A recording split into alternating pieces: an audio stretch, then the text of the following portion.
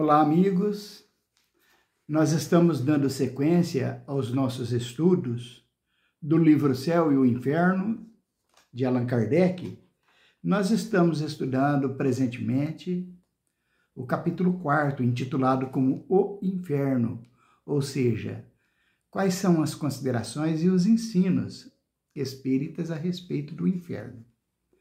Primeiro, nós estudamos o quadro do inferno pagão, ou seja, onde Allan Kardec colocou aqui um resumo bastante interessante para a gente entender como os pagãos entendem o inferno. E agora o quadro do inferno cristão, entendendo por cristão aqui a Igreja Católica, porque a Igreja Católica, na época de Kardec, ainda hoje a mais dominante denominação cristã.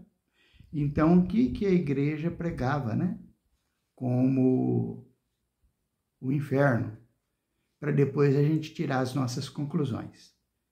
Então, são 15 considerações, Nós estamos aqui na segunda, que é a de número 12, que está escrito assim, isso que o Allan Kardec colocou aqui, ele tirou de um livro intitulado O Inferno, de Augusto Calais, que é um estudante, segundo o meu entendimento, sacro da Igreja Católica. E ele fez um resumo aqui do inferno cristão. Ele diz assim: os demônios são puros espíritos, e os condenados presentemente no inferno podem ser considerados puros espíritos, uma vez que só a alma aí desce, e os restos, entregues à terra, se transformam em ervas, em plantas, em minerais e líquidos, e sofrem inconscientemente as metamorfoses constantes da matéria. Os condenados, porém, como santos, devem ressuscitar no dia do juízo final, retomando, para não mais deixá-los, os mesmos corpos carnais que os revestiam na vida. Os eleitos ressuscitarão, contudo em corpos purificados e resplandecentes, e os condenados em corpos maculados e desfigurados pelo pecado. Isso os distinguirá, não havendo mais no inferno puros espíritos, porém homens como nós.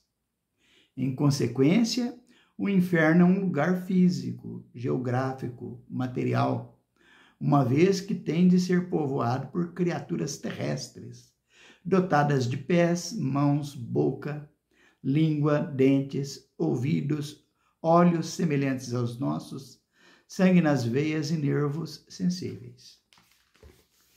Então, veja bem, quando eles falam aqui de puros espíritos, não é no sentido de pureza, ou de limpeza, de elevação espiritual, mas esses puros espíritos, quer dizer, está dizendo assim, é puramente espírito, não é matéria mais.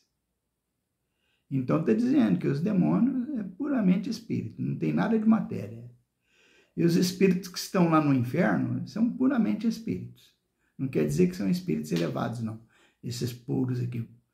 Porque aí ele continua dizendo assim, essa consideração aqui, que é de uma emenda pastoral, uma instrução pastoral lá da igreja. Está dizendo assim, que quando a gente morre, a matéria que compõe o nosso corpo se decompõe e vai formar outros corpos. Que a química prova isso daí.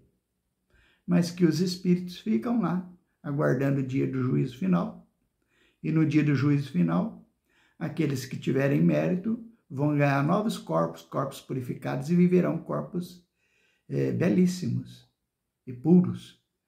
Os que não merecerem voltarão para o inferno, que, segundo essa pastoral aqui, é um lugar físico determinado, geográfico, estabelecido, tem um lugar lá, Mas aqueles que não tiverem merecimento irão continuar as suas vidas com seus corpos desfigurados pelos pecados para todo sempre, Completamente diferente do que nós pensamos, do que nós somos educados a pensar.